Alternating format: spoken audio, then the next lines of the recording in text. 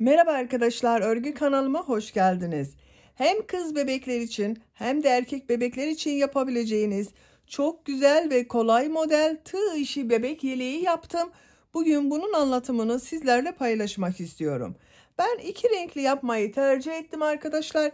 Siz isterseniz tek renk yapabilirsiniz veya 3, 4, 5 her renkli kullanarak rengarenk de yapabilirsiniz bu yeleğin örgüsünü. Yeleğin örgüsüne yakadan zincir yaparak başlıyoruz. Ben bugün yelek anlatımını 6-12 aylık bebek ölçüsüne göre yapıyorum. Siz isterseniz bu roba arttırma sırasını 2 sıra fazla yaparak 1-2 yaş içinde aynı sayıda başlayarak bu yeleği yapabilirsiniz. Daha küçük yapmak istiyorsanız da benim yaptığımdan 1 veya 2 sıra önce bırakırsanız 3-6 aylık bebekler için olacaktır. Yelek örgüsünde iplik olarak beyaz renk iplik kullandım. Bakın roba bölümünün burada 100 gramlık 320 metrelik iplikte bakın elimde bu kaldı arkadaşlar. Bu renk olarak da ben bugün bu ipliği kullandım. Canan el örgü ipleri. Renk numarasını soran arkadaşlar için bakın BS027. İplik üzerinde 100 gram iplikte 320 metre var. Bir yumak iplik tam bitti arkadaşlar. Bakın 100 gramlık 320 metrelik iplikten elimde bu kaldı. Bir yumak ipliğe ihtiyacımız var. Bir beyaz bir yeşil ipliği kullandım ben. Tığ olarak da 3 milimetre tığ kullandım. 5 numara 3 milimetre tığ kullandım. Siz daha büyük numaralı tığ kullanırsanız benimle aynı sayıda yaptığınız zaman yaptığınız örgü bir beden daha büyük olacaktır. Daha küçük numaralı tığ kullanırsanız da yaptığınız ölçü benim yaptığım ölçüden küçük olacaktır. Tığ işi örgülerde örgünün büyüklüğü elinizin sıklığına, kullandığınız ipin kalınlığına ve tığ numarasına göre değişecektir arkadaşlar. Benim elimin sıklığına göre bu sayıda başladım. Bu ölçüde yelek elde ettim. Yapacak olduğumuz yeleğin ölçülerini de size söylüyorum. Başlamadan önce fikriniz olsun. Kol altının buradan gövde genişliğini ölçüyorum. 26 santimetre. İnç olarak ölçüyorum.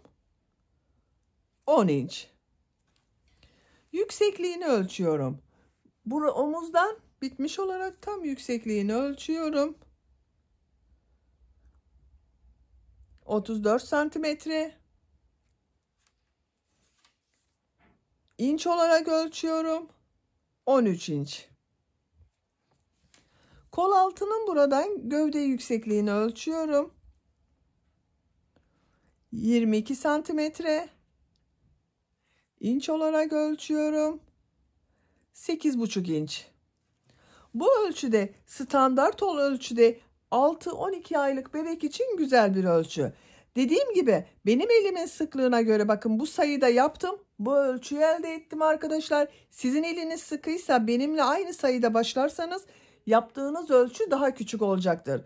Buna dikkat ederek bu başlama sayısını veya roba sırasını benim yaptığımdan fazla yaparsanız benimle aynı ölçüde yelek elde edersiniz. Açık olarak da görelim bakın yeleğin örgüsünü. Örgünün ters tarafının görüntüsü bu şekilde. Bakın ters tarafının örgüsü de çok güzel arkadaşlar.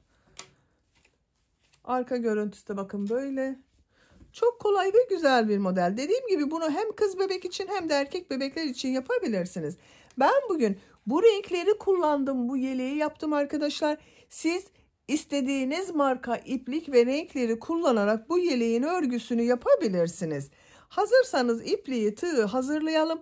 Hep birlikte bu kolay ve güzel yeleğin örgüsüne başlayalım. Örgü kanalıma abone değilseniz abone olmayı unutmayın lütfen. Örgü kanalıma abone olmak ücretsiz. Örgü kanalıma ücretsiz abone olup orada bulunan zil şeklinde dokunarak açık yaparsanız kanalıma video yüklediğim zaman ilk önce size bildirim gelir. Örgülerimden herkesten önce sizin haberiniz olur. İzlediğiniz videolarıma beğeni ve yorumlarınızı da yaparsanız çok sevinirim arkadaşlar. Örgü kanalıma ücretsiz abone olup beğeni ve yorumlarıyla da destek olan bütün arkadaşlara ayrıca teşekkür ederim. Hepinize kolay gelsin. İyi çalışmalar.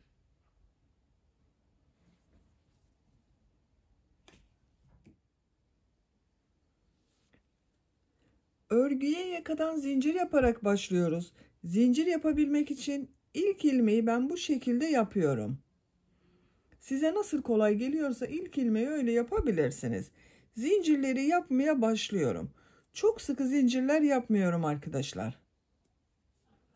Bakın, çok sıkı zincirler yapmıyorum. 75 zincir yapalım. 75 zinciri yaptım. Çok sıkı zincirler yapmadım bakın. 75 zincirin kaç santimetre olduğunu ölçüyorum.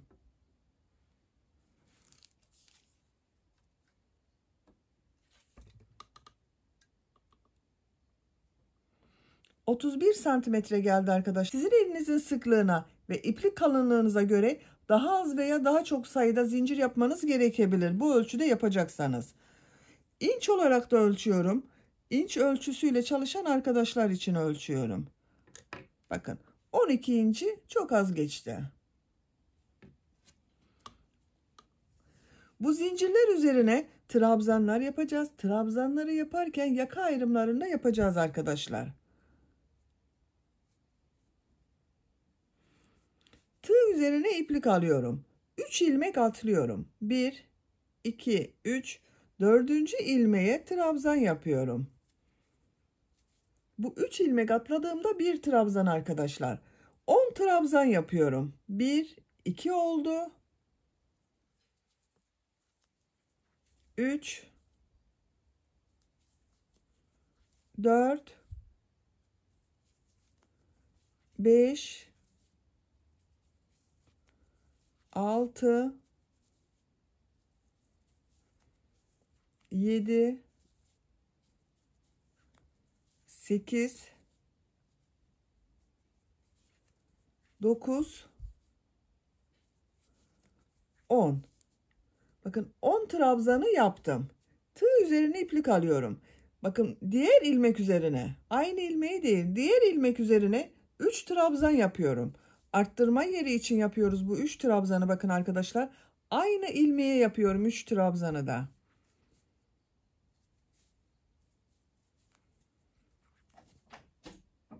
Üç trabzan yaptım aynı ilmek içine. Kol bölümü için 14 trabzan yapıyorum. 1, 2, 3, 4, 5, 6, 7, 8, 9, 10, 11, 12, 13, 14. Kol bölümü için bakın buraya 14 trabzan yaptım. Tığ üzerine iplik alıyorum. İkinci, bakın bu ilmek üzerine 3 trabzan yapıyorum.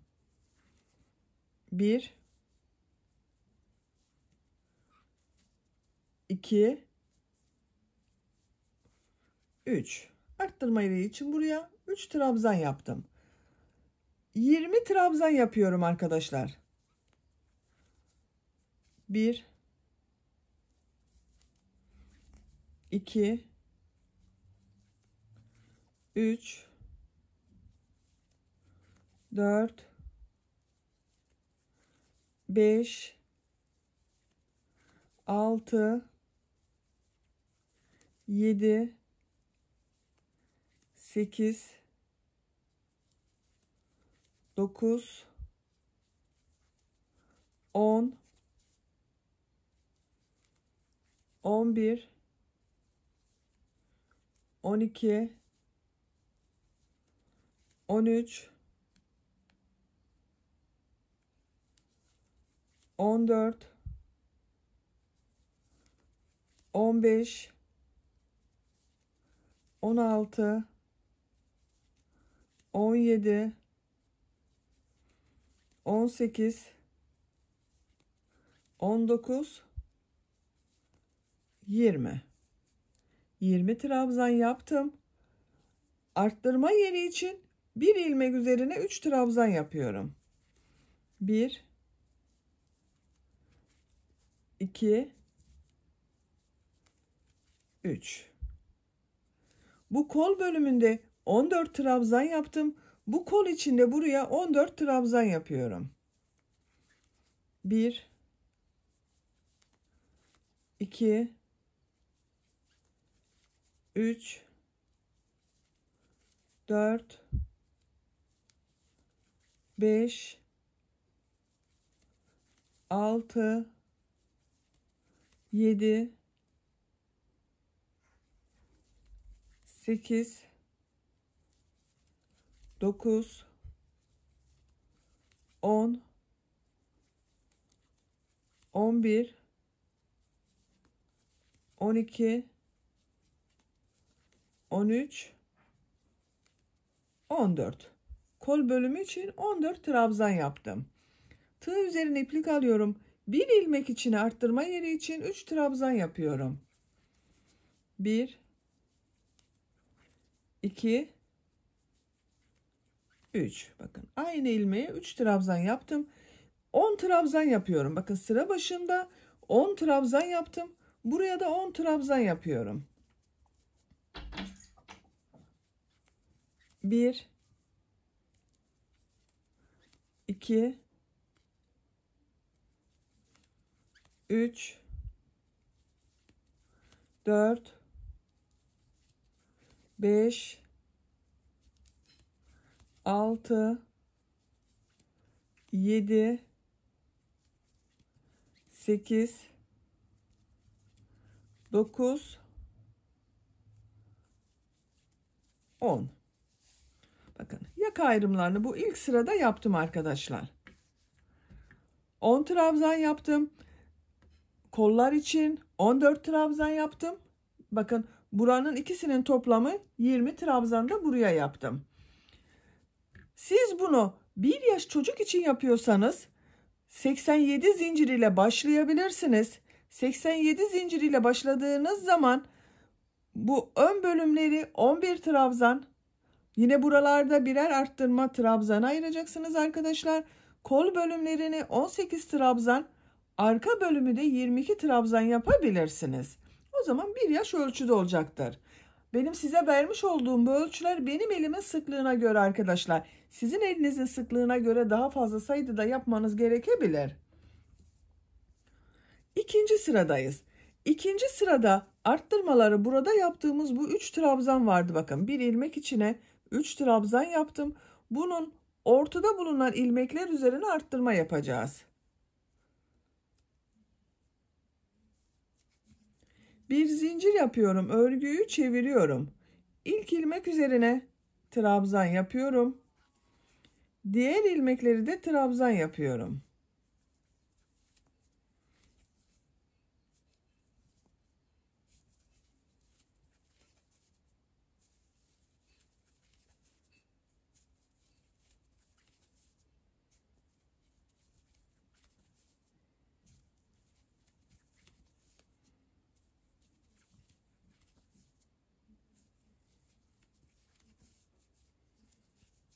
Bakın burada 3 trabzan yaptım. Bunun ilk trabzanın üzerine trabzan yapıyorum. Bu ortada bulunan ilmek üzerine 3 tane trabzan yapıyorum. 1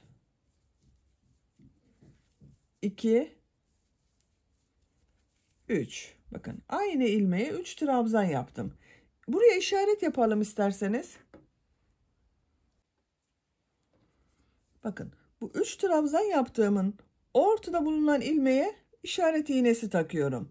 Siz isterseniz işaret iğneleriniz yoksa bu şekilde iplik ile de işaret yapabilirsiniz.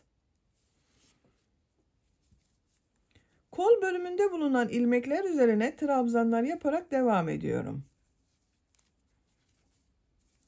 Arttırma yapacağımız bu ilmeğe kadar devam edelim. Kol bölümünde trabzanları yaparak arttırma yapacağım bu ilmeğe kadar tamamladım bakın. Bir alt sırada aynı ilmeğe 3 trabzan yaptım. Birisine kol bölümü için trabzan yaptım. Bu ortada bulunan ilmek üzerine 3 trabzan yapıyorum. 1 2 3. Buraya da işaret yapalım. Bakın bu 3 trabzanın ortada bulunan ilmeğe arttırma yeri için işaret yapıyorum. Bu işaret yaptığımız ilmeklere bir sonraki sırada arttırma trabzanları yapacağız. Diğer ilmekler üzerine birer defa trabzan yaparak devam ediyorum. Diğer arttırma yerine kadar devam edelim. Arttırma yapacağım ilmeğe kadar bakın arka bölümde trabzanları yaptım. Bu arttırma ilmeğinin üzerine 3 trabzan yapıyorum. 1 2 3. Buraya da işaret yapıyorum. Bakın 3 trabzanın ortada bulunan ilmeğe işaret yapıyorum.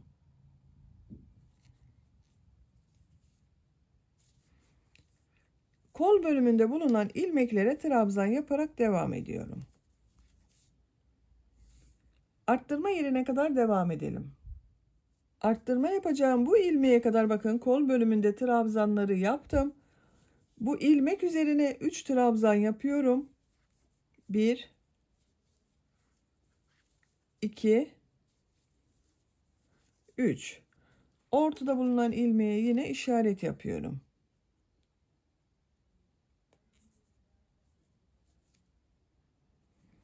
Diğer ilmeklere trabzan yaparak devam ediyorum. Sıra sonuna kadar devam edelim. Sıra sonuna kadar tamamladım. Sıra sonunda bakın bir ilmek kaldı arkadaşlar. İlk sırada 3 ilmek atlayarak yaptığım bir trabzan vardı. Bunun üzerine trabzan yapıyorum. Bu 3. zincir bakın. Bu zincir üzerine bir trabzan yapıyorum. Burası bakın düzgün görünüyor. Son trabzanı da buraya yaptım. 2, 4, 6, 8, 10, 11 trabzan oldu bakın bu arttırmalardan sonra. Şekline bakalım. Bu şekilde oldu. 2 sıra beyaz renk ile yaptım. 3. sıradayız. 3. sırada ben bu renk ile bir sıra sık iğne yapıyorum. Bu arttırma yerlerinde yine 3'er sık iğne arttırması yapacağız.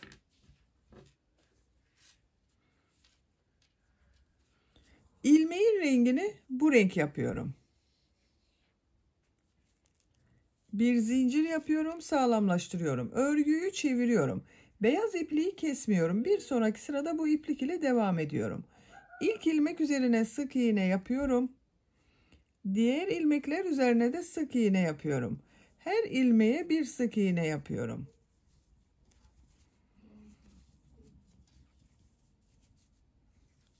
Arttırma yapacağımız buraya kadar sık iğneler yapıyorum.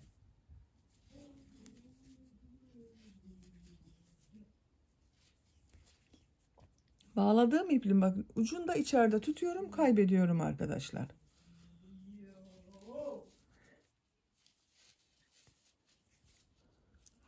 Arttırma için işaret yaptığım ilmeğe geldim. Bakın buna geldim. Çıkarıyorum. Bu ilmek üzerine 3 sık iğne yapıyorum. 1 2 3. 3 sık iğneyi yaptım. Tekrar ortada bulunan ilmeğe bir sonraki sırada arttırma yapmak için işaret yapıyorum. Diğer ilmeklere birer defa sık iğne yapıyorum. Arttırma yapacağımız bu ilmeğe kadar devam edelim. Arttırma yapacağım ilmeğe kadar sık iğneleri yaptım. İşareti çıkarıyorum. Bu ilmeğe 3 sık iğne yapıyorum. 1 2 3. 3 sık iğneyi yaptım. Bir sonraki sıra için ortada bulunan bakın ilmeğe işaret takıyorum.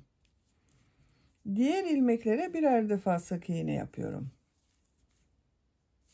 Arttırma yerine kadar devam edelim. Arttırma ilmeğine kadar sık iğneleri yaptım. İşareti çıkarıyorum. Bu arttırma yaptığım ilmeğe 3 sık iğne yapıyorum. 1 2 3. Ortada bulunan ilmeğe işaret takıyorum.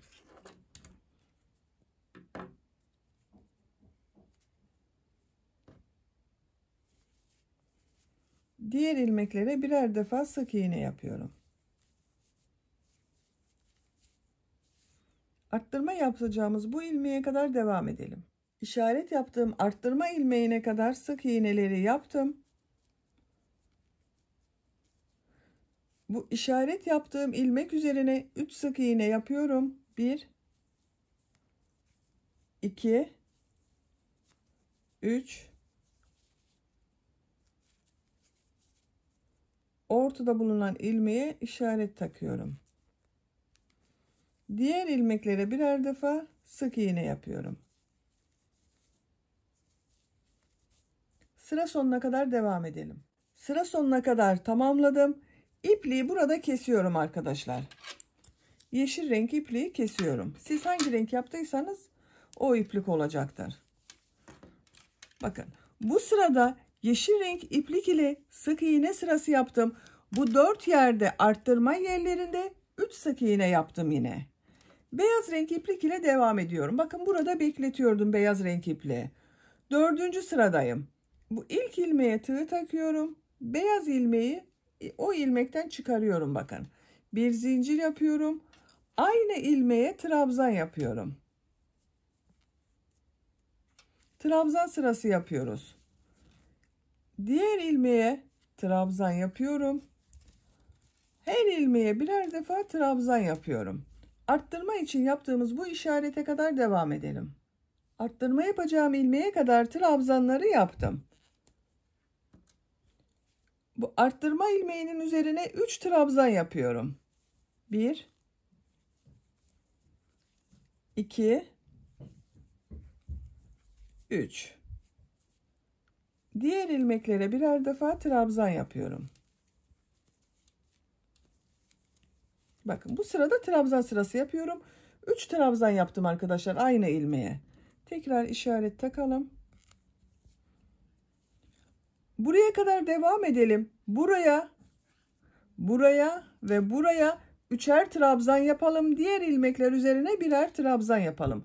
Sıra sonuna kadar tamamlayalım. Beyaz renk iplik ile trabzan sırasını sıra sonuna kadar tamamladım. Arttırma yerlerinde bakın yine 3'er defa trabzan yaptım. Bir zincir yapıyorum. Örgüyü çeviriyorum. Tekrar beyaz renk iplik ile bir sıra trabzan sırası yapıyorum.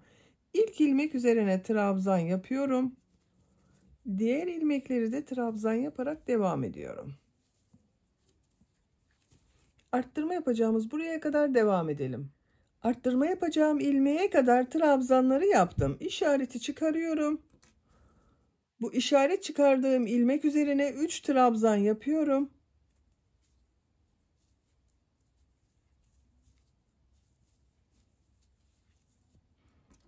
Bir sonraki sıra için ortada bulunan ilmeğe işaret takıyorum. Diğer ilmeklere birer defa trabzan yapıyorum. Trabzanlar yapalım. Bu işaret yaptığımız ilmeklere de arttırma trabzanı olarak 3'er trabzan yapalım. Sıra sonuna kadar tamamlayalım. Sıra sonuna kadar tamamladım. Arttırma yerlerinde yine arttırmaları yaptım. Arttırma yapacağım ilmeklere bakın işaret taktım. Yeşil renkli ipliğe geçiyorum tekrar. İlmeğin rengini yeşil renkli yapıyorum. Bir zincir yapıyorum. Örgüyü çeviriyorum. İlk ilmek üzerine sık iğne yapıyorum. Sık iğne sırası yapıyoruz. Diğer ilmekleri de sık iğne yaparak devam ediyorum.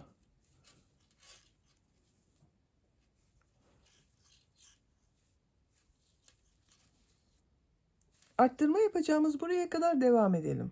Arttırma yapacağım ilmeğe kadar sık iğneleri yaptım. İşareti çıkarıyorum. Bu işaret yaptığım ilmek üzerine 3 sık iğne yapıyorum. 1 2 3 Ortada bulunan ilmeğe yine işaret takıyorum. Bir sonraki sırada arttırma yapacağız oradan. Diğer ilmeklere birer defa sık iğne yapıyorum.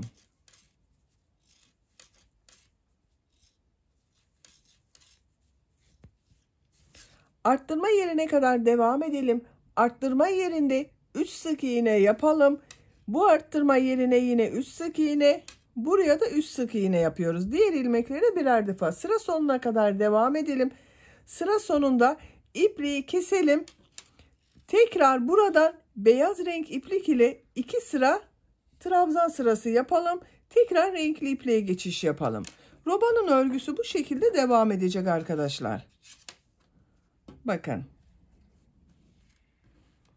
Yapacak olduğunuz bebeğinizin büyüklüğüne göre roba sırasını bu 4 noktadan düzenli arttırmalar yaparak 2 sıra beyaz ile trabzan sırası, bir sırada sık iğne sırası yaparak tamamlayalım gelelim. Robanın örgüsünü yapacağım ölçüye göre ben tamamladım arkadaşlar. 4 noktadan arttırmalar yaptım bakın. 1, 2, 3, 4. Kaç sıra yaptığımı sayıyorum. 1, 2, sık iğneler de sayıyorum. 3, 4, 5, 6, 7, 8, 9, 10, 11, 12, 13 sıra oldu. Santimetre olarak ölçüyorum. 10 santimetre yükseklik var. Benim yapacağım ölçü için yeterli. Siz bir beden büyük olsun istiyorsanız bir sıra daha arttırmalar yapabilirsiniz. Ben bu sıradan itibaren kolları gövdeden ayırıyorum. Örgüye gövdenin örgüsüyle devam ediyorum. Bakın 4 yerde yeşil renk iplik ile sık iğneler yaptım. Arada 2'şer sıra trabzan sırası yaptım beyaz renk iplik ile. Bir zincir yapıyorum. Örgüyü çeviriyorum. İlk ilmek üzerine trabzan yapıyorum. Diğer ilmekleri de trabzan yaparak devam ediyorum. Trabzan sırası yaparak kolları gövde bölümünden ayıracağız arkadaşlar. Arttırma yaptığımız yere kadar devam edelim. Arttırma yapacağım ilmeğe kadar trabzanları yaptım. Bu arttırma yerine 2 trabzan yapıyorum. Bakın burada 2 trabzan yapıyorum arkadaşlar. Bir zincir yapıyorum kol altı için. Tığ üzerine iplik alıyorum. Kol bölümünde bulunan bu ilmekleri atlıyorum. Kol ile arka bölümü ayıran bakın. Burada arttırma yaptığım şu 3 trabzanın ortada bulunan trabzan üzerine 2 trabzan yapıyorum. Bakın ön ve arka bölümleri burada birleştirdik arkadaşlar. Kol altında bir zincir yaptım. Diğer ilmekler üzerine trabzan yaparak devam ediyorum. Diğer arttırma yaptığımız buraya kadar devam edelim.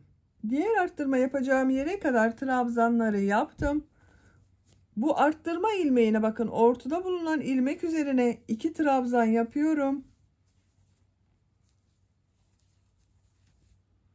Kol altı için bir zincir yapıyorum. Tığ üzerine iplik alıyorum. Kol bölümünde bulunan bütün trabzanları atlıyorum.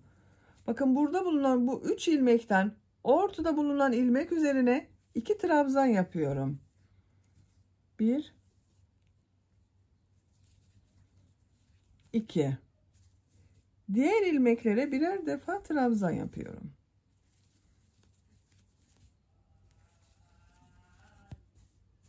Sıra sonuna kadar devam edelim. Sıra sonuna kadar trabzanlar yaparak tamamladım. Bakın arkadaşlar görüntüsü böyle oldu. Bu sırada kolları gövdeden ayırdık. Örgüye artık gövdenin örgüsüyle devam edeceğiz. Bakın böyle bir görüntüsü oldu. Diğer renk ipliğe başlıyorum.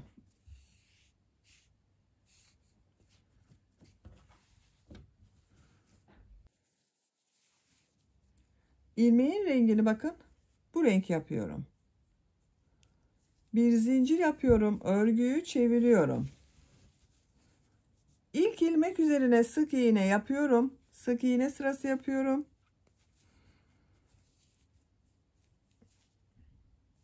Diğer ilmeklere de sık iğne yaparak devam ediyorum.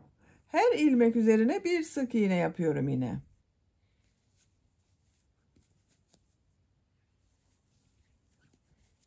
Bakın iplikleri de içeride tutuyorum. Kol altı yaptığımız buraya kadar devam edelim. Kol altı yaptığım yere kadar sık iğneleri yaptım. Kol altında burada bir zincir yaptım. Bu bir zincir üzerine 2 sık iğne yapıyorum. 1 2 aynı ilmeğe 2 sık iğne yaptım. Diğer ilmeklere birer defa sık iğne yapıyorum.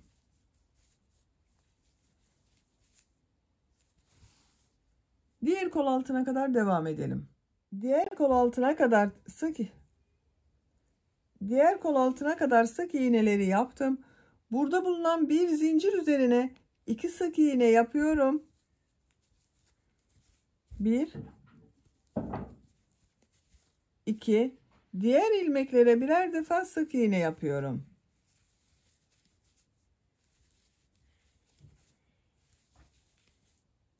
Sıra sonuna kadar devam edelim. Sıra sonuna kadar tamamladım. Bir sıra sık iğne yaptık bakın arkadaşlar. Kol altında bu bir zincirlerin üzerine 2 sık iğne yaptım bakın her iki kol altında. Şeklini görelim bakın. Örgünün düz tarafının görüntüsü böyle. Bu sırada model yerleştirmeye başlıyorum. Popcorn modelini örgünün ters tarafından yapıyoruz arkadaşlar. Bakın burası düz tarafı. Şu şekilde örgüm düzgün denk geldi. Buradan model yerleştirmesi yapıyorum. Bir zincir yapıyorum, örgüyü çeviriyorum. İlk ilmek üzerine trabzan yapıyorum. Bir ilmek atlıyorum. İkinci ilmek üzerine popcorn modeli yapıyorum. 4 defa ilmek topluyoruz arkadaşlar bakın. Trabzan yapıyor gibi yapıyorum. Hepsinin içinden bir defa da çekiyorum. Bakın örgünün düz tarafı kabarık görünüyor. Bir zincir yapıyorum. Bir ilmek atlıyorum. İkinci ilmeğe popcorn modeli yapıyorum. 1 2 3 4 uzatarak yapıyorum bakın. Hepsinin içinden bir defa da çekiyorum. Bir zincir yapıyorum. Tığ üzerine iplik alıyorum. Bir ilmek atlıyorum. İkinci ilmeğe bakın trabzan yapıyor gibi çektim, uzatıyorum. İlmeği çıkardım. Tığ üzerinde 2 ilmek var.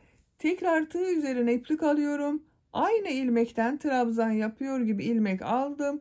Tığ üzerinde 4 ilmek var. 2 ilmekten çıkarıyorum. Tığ üzerinde 3 ilmek var. Tekrar tığ üzerine iplik alıyorum. Aynı ilmekten ilmek yapıyorum. 2 ilmekten çıkardım. Tığ üzerinde 4 ilmek var. Tekrar tığ üzerine iplik alıyorum. Bir ilmek daha aldım.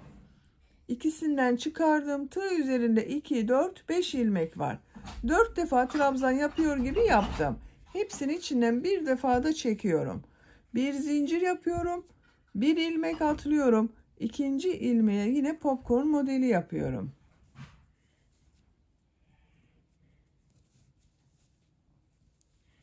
Elimi takip ederseniz daha iyi anlaşılır bakın.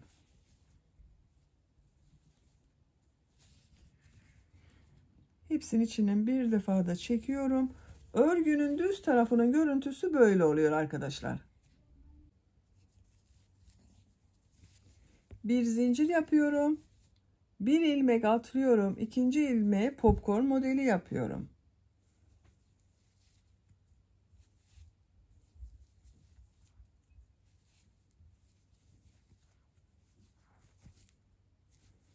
Bir zincir yapıyorum. Bir ilmek atlıyorum. Popcorn modeli yapıyorum.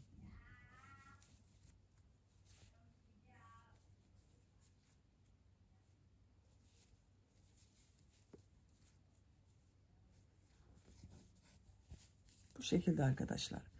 Popcorn modelleri yaparak sıra sonuna kadar devam edelim. Modelleri yaparak sıra sonuna kadar tamamladım. Sıra sonunda 2 ilmek kaldı. Bir zincir yapıyorum. Bir ilmek atlıyorum. Son ilmek üzerine trabzan yapıyorum. Bakın bu sırada model kurulumunu yaptım. Kabarık modelleri elde ettim arkadaşlar.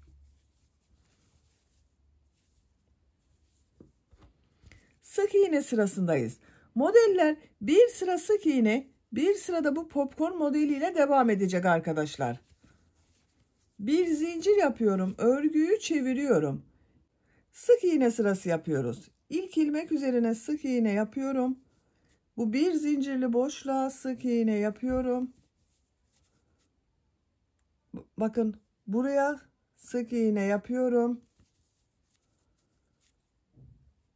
Bir zincirli boşluğa sık iğne yapıyorum. Bir model üzerine sık iğne yapıyorum. Bir de bu bakın 2 model ortasında bulunan bir zincirli boşluklara sık iğne sırası yapıyoruz arkadaşlar. Sıra sonuna kadar devam edelim. Sık iğneler yaparak sıra sonuna kadar tamamladım. Sık iğneleri bakın 1-2 model ortasında bulunan boşluğa yaptım. Bir de model üzerinde bulunan ilmeğe yaptım arkadaşlar. Sıra sonundayım. Son model üzerine de bir sık iğne yaptım. Burada bakın bir alt sırada bir ilmek atladım, popcorn modeli yaptım. Burada bir zincir yapmam gerekiyordu arkadaşlar. Onu unuttum. Buraya bir sık iğne yapıyorum bakın. Bu atlama yaptığım boşluğa bir sık iğne yapıyorum. Bu en sonda bulunan trabzanın üzerine bir sık iğne yapıyorum. Bakın. Bir alt sırada unuttum ama ondan hiçbir şey olmayacaktır. Bakın düzelttik burada. Bir zincir yapıyorum. Örgüyü çeviriyorum. Model yaptığımız sıradayız. İlk ilmek üzerine trabzan yapıyorum. Bir zincir yapıyorum. Bakın bu sefer zinciri yaptım. Bir ilmek atlıyorum. İkinci ilmek üzerine popcorn modeli yapıyorum.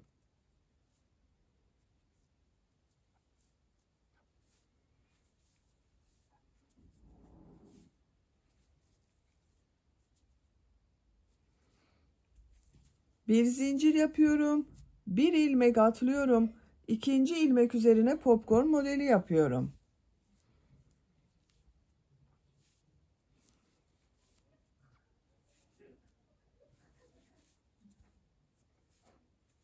Bir zincir yapıyorum. Bir ilmek atlıyorum. İkinci ilmek üzerine popcorn modeli yapıyorum.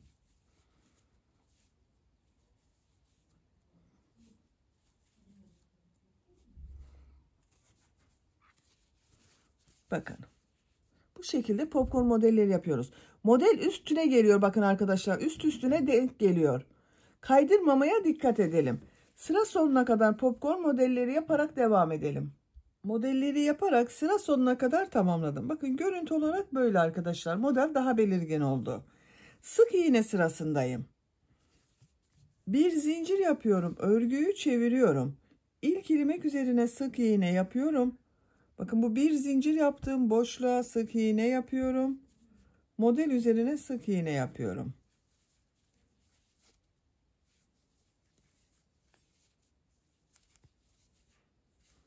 Sıra sonuna kadar devam edelim. Sık iğneler yaparak sıra sonuna kadar tamamladım. Bir zincir yapıyorum, örgüyü çeviriyorum. Örgünün ters tarafındayım, model sırasındayım.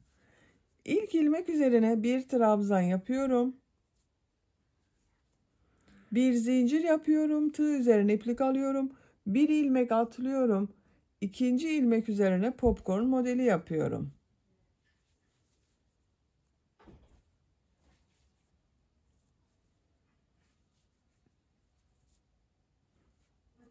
Bir zincir yapıyorum. Bir ilmek atlıyorum, model yapıyorum.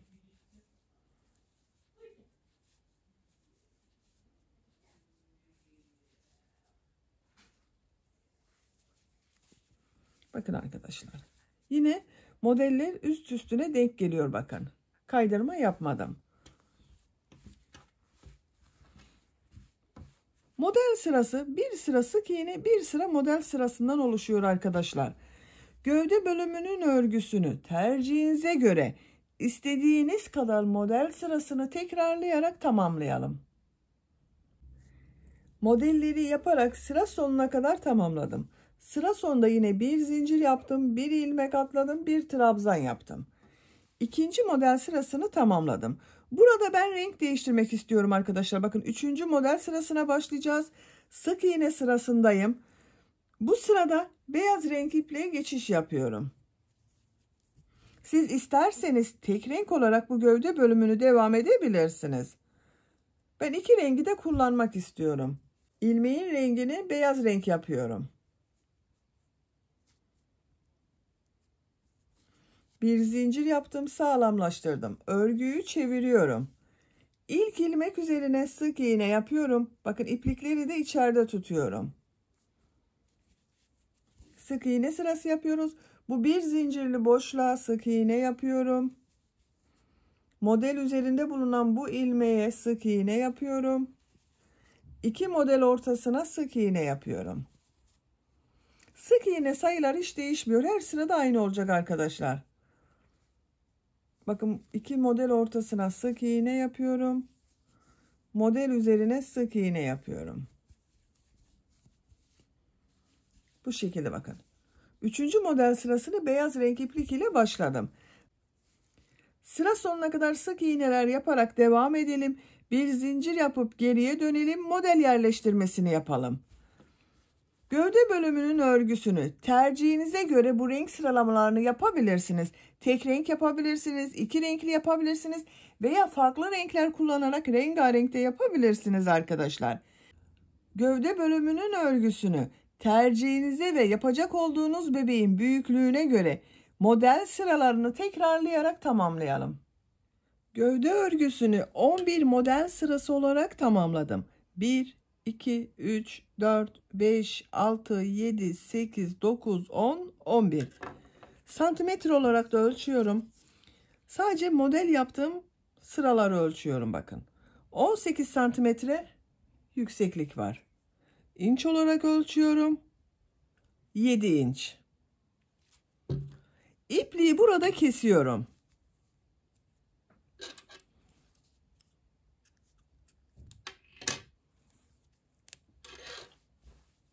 Bakın arkadaşlar, görüntüsü bu şekilde oldu.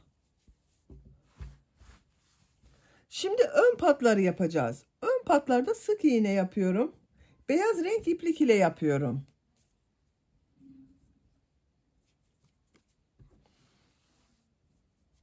Bu ipliği kestiğim bak. Buradan beyaz renk iplik ile bir ilmek yapıyorum. Bir zincir yaptım, sağlamlaştırdım. Aynı ilmeğe sık iğne yapıyorum. Bak, bu gördüğüm ilmeklere de sık iğne yapıyorum. İpliklerin ucunu da içeride tutuyorum.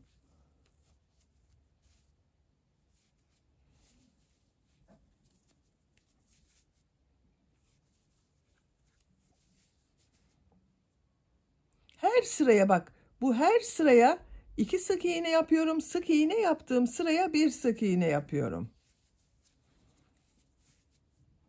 Benim böyle güzel denk geliyor. Siz elinizin sıklığına göre bu sık iğne sıklığını ayarlayabilirsiniz. Bakın arkadaşlar, bu şekilde sık iğne yapıyoruz. Yaka başlangıcına kadar devam edelim. Yaka başlangıcına kadar bir sıra sık iğne yaptım arkadaşlar. İkinci sırada yine sık iğne yapacağız. Ama bu sık iğneleri yaparken bu yakanın buraya 3 tane düğme iliği yapmak istiyorum ben. Yerlerini işaret yapalım. Bakın, birisini hemen bu beyaz rengi bitirdim. Roba bitimine yapıyorum. Birisi bu yaka başlangıcında olacak. Bir diğeri de ikisinin ortasında. Bakın, şuraya yaparsak iyi olur. 3 tane düğme iliğini yerlerini belirledim. Bu gövde bölümünde de bakın arkadaşlar, burayı söylemeyi unuttum. Modelden sonra bir sıra sık iğneyi yaptım. Sık iğneyi bitirdikten sonra ipliği kestim.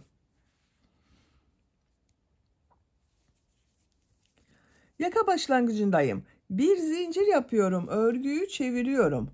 İlk ilmek üzerine sık iğne yapıyorum. İlk düğme iliğini buraya yapıyoruz.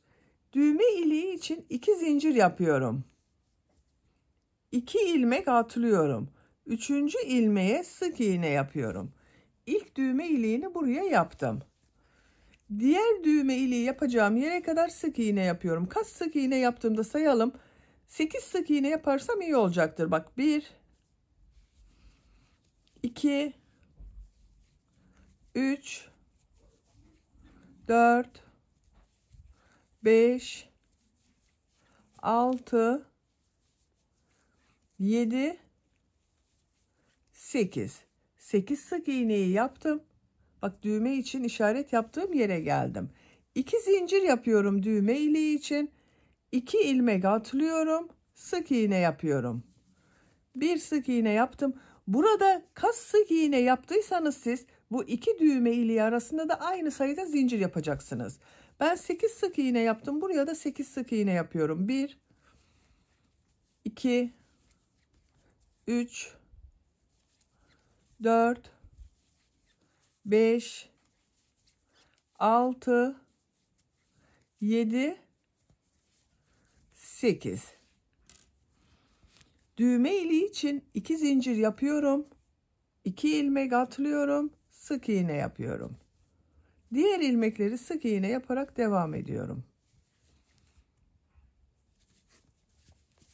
Bakın arkadaşlar, yakanın buraya 3 tane düğme iliği yaptım. 1, 2, 3. Sıra sonuna kadar sık iğne yaparak devam edelim. Sık iğne yaparak sıra sonuna kadar tamamladım.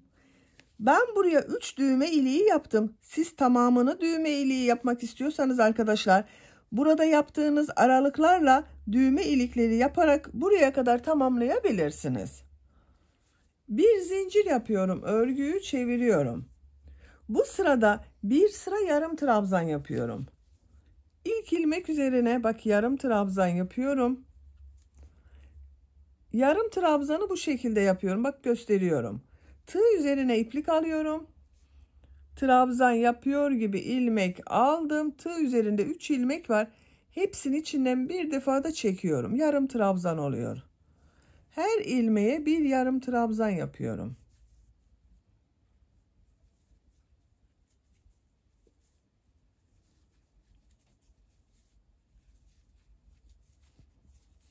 Bu şekilde. Bu düğme iliği yaptığımız yere kadar devam edelim.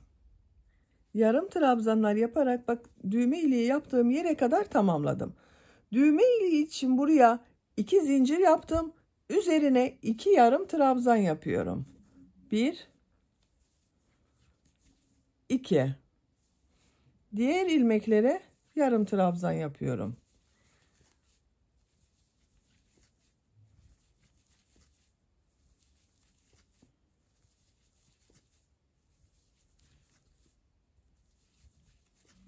Bak diğer düğme iliği yaptığım yere geldim.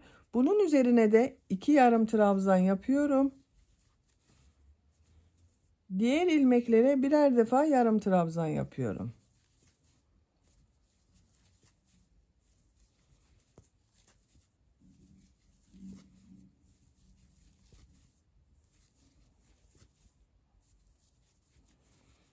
Bu 2 zincir üzerine 2 yarım trabzan yapıyorum. Son ilmek üzerine bir yarım trabzan yapıyorum. Bakın arkadaşlar, bu sırada düğme ilikleri daha belirgin oldu. 1, 2, 3. Görüntüsü böyle oldu. Diğer tarafa da 2 sıra sık iğne, bir sırada yarım trabzan yapacağız. Burada yaptığımızın aynısını. Oraya düğme iliği yapmayacağız. Oraya geçmek için yakanın çevresinde sık iğne yaparak devam ediyorum. Bir zincir yapıyorum. Aynı ilmeğe sık iğne yapıyorum. Diğer ilmekleri de sık iğne yaparak devam ediyorum. Her ilmeğe bir sık iğne yapıyorum.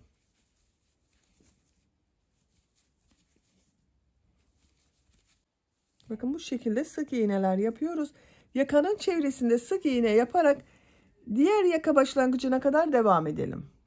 Yakanın çevresinde sık iğne yaparak bakın buraya kadar tamamladım. Bu ipliği burada bekletiyorum arkadaşlar. Bak burada düzgün bir görüntü elde ettik.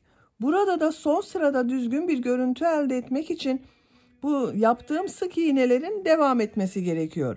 Onun için ilk önce burada 2 sıra sık iğne yapıyorum. İpliğin diğer ucunu çıkarıyorum bak. Bunu burada bekletiyorum, kesmedim. Yaka başlangıcından buradan ilmekten bir ilmek yapıyorum.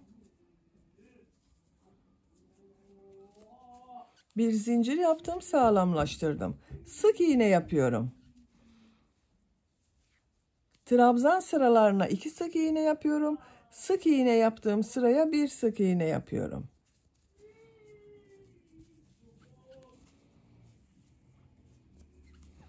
Bak 2 sık iğne yaptım. Bu sık iğne sırasına bir sık iğne yapıyorum.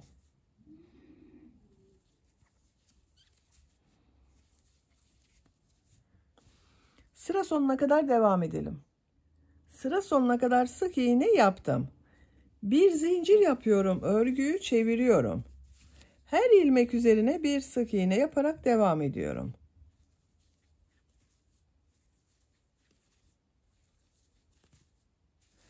Sıra sonuna kadar devam edelim. İkinci sırada sık iğne yaparak yaka başlangıcına kadar tamamladım. İpliği burada kesiyorum.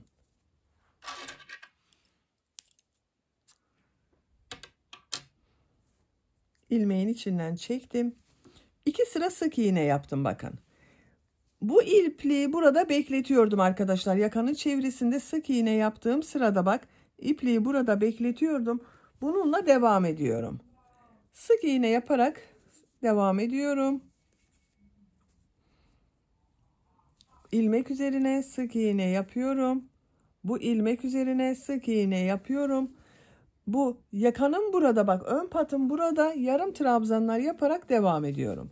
Tığ üzerine iplik alıyorum. İlk ilmek üzerine yarım trabzan yapıyorum. Diğer ilmekleri de yarım trabzan yaparak devam ediyorum.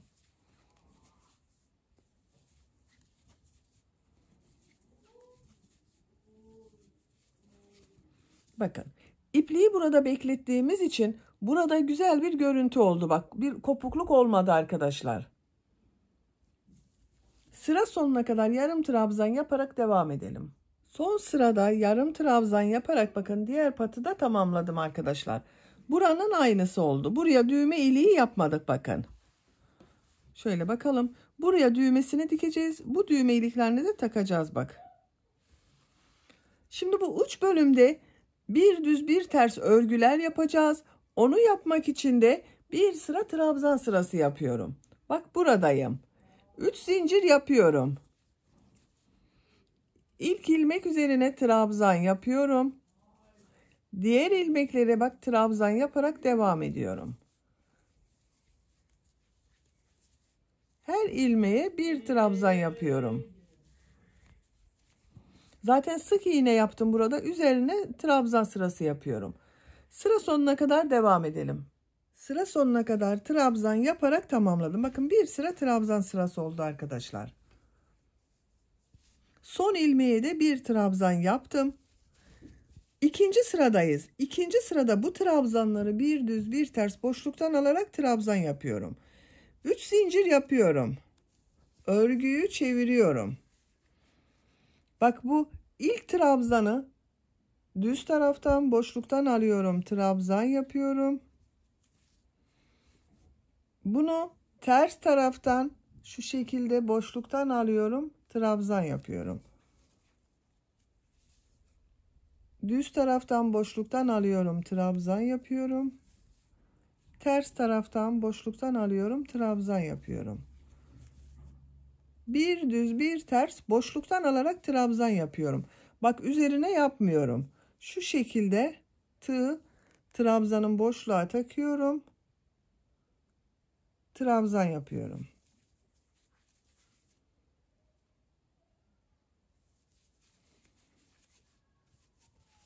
Görüntü olarak böyle oluyor bak düz tarafı. Sıra sonuna kadar bir düz bir ters boşluktan alıp trabzan yapalım. Bir düz bir ters boşluktan alıp trabzan yaparak sıra sonuna kadar tamamladım. Sıra sonunda bakın bir trabzan kaldı. Bunu da düz tarafta bak şu şekilde boşluğa takıyorum. Trabzan yapıyorum. Bakın arkadaşlar görüntüsü böyle oldu. Üçüncü sıradayız. 3 zincir yapıyorum. Siz bunu isterseniz 2 zincir de yapabilirsiniz tercihinize göre.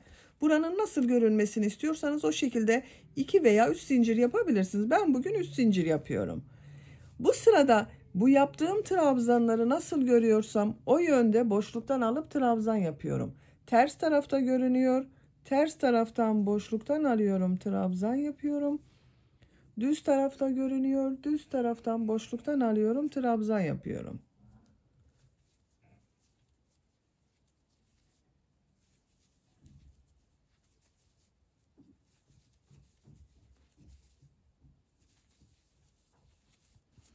Bakın bu şekilde oluyor.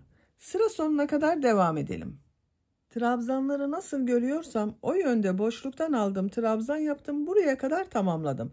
Bak bu son trabzanı da yine boşluğa tığ takıyorum, trabzan yapıyorum. Ben ipliği burada kesiyorum arkadaşlar. Bakın 1 2 3 sıra oldu. Bir sıra trabzan sırası yaptım. İkinci sırada bir düz bir ters boşluktan aldım, trabzan yaptım. Üçüncü sırada da nasıl görüyorsam o yönde boşluktan aldım, trabzan yaptım. Görüntüsü bakın bu şekilde oldu.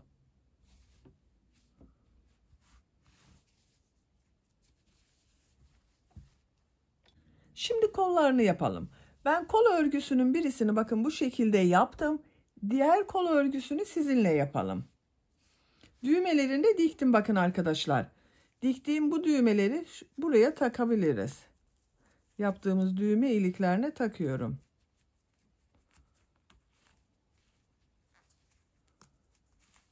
Bakın.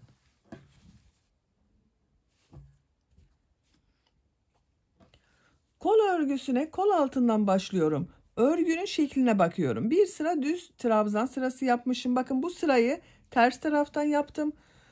Kol örgüsünde de ters taraftan bir sıra trabzan sırası yapıyorum. Şu kol altında yaptığım bir zincir vardı. Buna bir defa iplik bağlıyorum. Buradan bir ilmek yapıyorum. Bu zincirden bir ilmek yapıyorum. Tığ üzerine iplik alıyorum. Bak burada arttırma yaptığım ilmek vardı. Gövde bölümünde 2 trabzan yaptım oraya. Kol bölümünde de 2 trabzan yapıyorum. Aynı ilmek içine bak. Bağladığım ipliğin ucunda içeride tutuyorum. Aynı ilmeğe 2 trabzan yaptım. Diğer ilmeklere birer defa trabzan yapıyorum.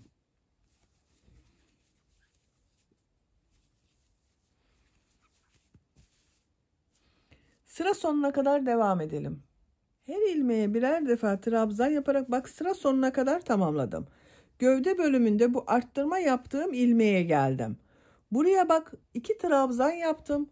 Kol bölümü içinde aynı ilmeğe 2 trabzan yapıyorum. 1 2. Bu ilmeği ilk yaptığım bu ilmek ile ilmek kaydırma yaparak sırayı birleştiriyorum. Çektiğim tığ üzerinde bulunan ilmekten de çektim. Bakın arkadaşlar, burada düzgün bir görüntü elde ettik. Gövdenin devamı gibi oldu bak burası. Şimdi yeşil renk iplik ile bir düz bir ters örgüler yapacağız. Bak bu kolda da aynısını yaptım. Burada yaptığımız gibi bir düz bir ters örgüler yapacağız. İpliğin rengini bu renk yapıyorum. Siz isterseniz sadece beyaz renk ile de bu bir düz bir ters örgüleri yapabilirsiniz. Ben iki rengi de kullanmak istiyorum. Şu şekilde ilmeğin rengini bu renk yapıyorum. İpliği sağlamlaştırıyorum. Bak bir zincir yaptım, sağlamlaştırdım. Beyaz ipliği burada bekletiyorum. Bir zincir daha yapıyorum. Tığ üzerine iplik alıyorum. Bu sırada bu trabzanları bir düz bir ters boşluktan alarak trabzan yapıyorum. İlk trabzanı düz taraftan boşluktan alıyorum, trabzan yapıyorum. Bu trabzanı ters taraftan boşluktan alıyorum, trabzan yapıyorum. Düz taraftan boşluktan alıyorum, trabzan yapıyorum. Ters taraftan boşluktan alıyorum, trabzan yapıyorum. Bir düz bir ters boşluktan alarak trabzan yapıyoruz.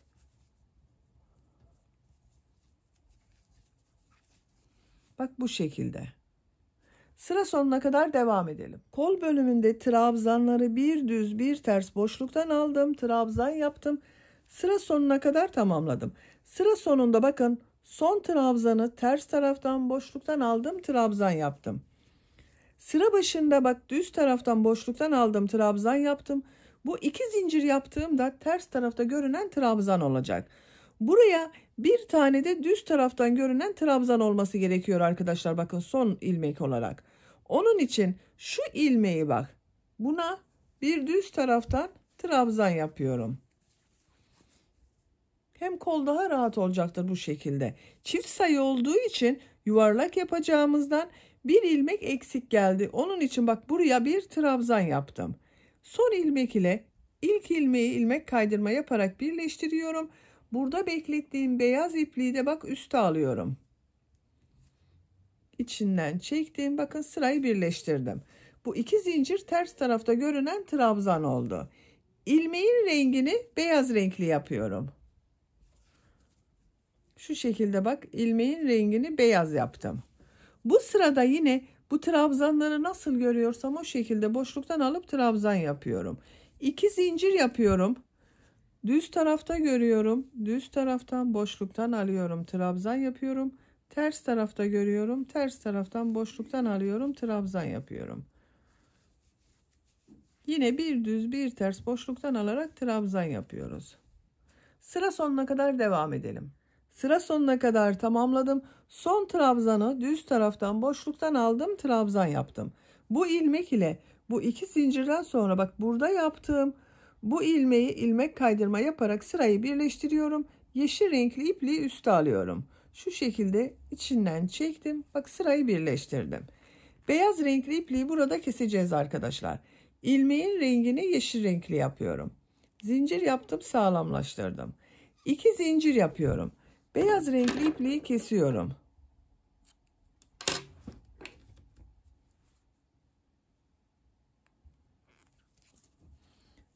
Tığ üzerine iplik alıyorum. Bu sırada yeşil renk iplik ile trabzanları nasıl görüyorsam o şekilde boşluktan alıp trabzan yapıyorum.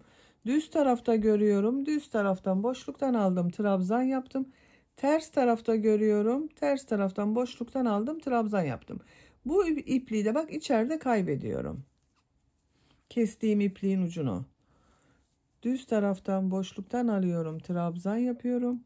Ters taraftan boşluktan alıyorum. Trabzan yapıyorum. Nasıl görüyorsam o şekilde boşluktan alıp trabzan yapıyorum. Sıra sonuna kadar devam edelim. Sıra sonuna kadar tamamladım. Son ilmek ile ilk ilmeği bak ilmek kaydırma yaparak sırayı birleştiriyorum. İpliği kesiyorum. Bak şu şekilde içinden çektim. İpliği kesiyorum.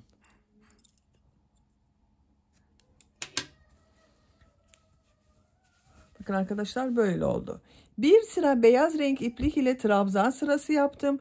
Yeşil renk iplik ile bir düz bir ters örgü yaptım. Beyaz ve yeşil ile de 2 sıra daha nasıl görüyorsam o yönde boşluktan aldım, trabzan yaptım. Bu yükseklik benim için yeterli. Siz isterseniz bir sıra daha beyaz ile bir düz bir ters örgü yapabilirsiniz. Örgünün ters tarafından ipliği çekiyorum bak.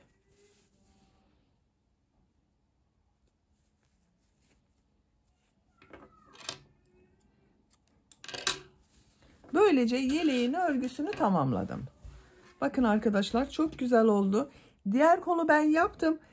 Siz diğer kolun örgüsünde bu kolu yaptığımız gibi aynı şekilde başlayıp yapabilirsiniz. Açık olarak bakın örgünün ters tarafının görüntüsü böyle. Arka görüntüsü de bu şekilde oldu.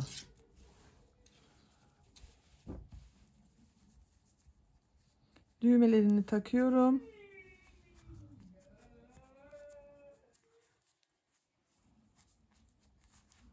Ben bugün bu şekilde düğme kullanmayı tercih ettim. Siz tercihinize göre bu yeşil renk ile beyaz düğme, her renk düğme yapabilirsiniz. Ben hem kız bebek hem de erkek bebek kullanabilsin diye bu şekilde bir düğme kullanmayı tercih ettim bakın arkadaşlar. Uç bölümün görüntüsü de böyle. Bunu da örgünün ters tarafından çekiyorum.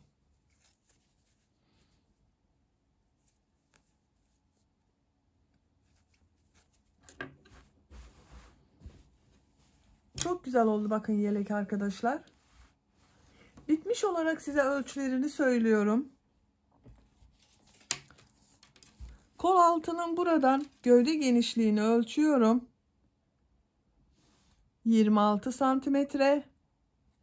İnç olarak ölçüyorum. 10 inç. Yüksekliğini ölçüyorum. Kol altının buradan yüksekliğini ölçüyorum. 22 santimetre. İnç olarak ölçüyorum. 8,5 inç. Tam yüksekliğini ölçüyorum. Bak omuzdan bitmiş olarak yüksekliğini ölçüyorum. 34 santimetre. İnç olarak ölçüyorum. 13 inç. Bu genişlik ve yükseklik de 6-12 aylık bebek için çok güzel bir ölçü. Benim size söylemiş olduğum bu ölçü standart beden ölçüsü arkadaşlar. Sizin bebeğinizin kilosuna göre daha küçük bebeğe de olabilir, daha büyük 1-2 yaş arası bebeğinize de olabilir bu ölçü. İplik olarak çok az kaldı. Yeşil renk iplikten bakın bu kaldı arkadaşlar. Beyaz renk iplikten de bu kaldı. Bir yumak iplikten bunlar kaldı. Bir örgü anlatımının daha sonuna gelmiş oldum. Beni dinlediğiniz ve izlediğiniz için hepinize çok teşekkür ederim. Örgü kanalıma abone değilseniz abone olmayı unutmayın lütfen. Örgü kanalıma abone olmak ücretsiz. Örgü kanalıma ücretsiz abone olup orada bulunan zil şeklinde dokunarak açık yaparsanız kanalıma video yüklediğim zaman ilk önce size bildirim gelir. Örgülerimden herkesten önce sizin haberiniz olur. İzlediğiniz videolarıma beğeni ve yorumlarınızı da yaparsanız çok sevinirim arkadaşlar. Sizlerle yeni örgülerde görüşmek dileğiyle. Hoşça kalın, sevgiyle kalın.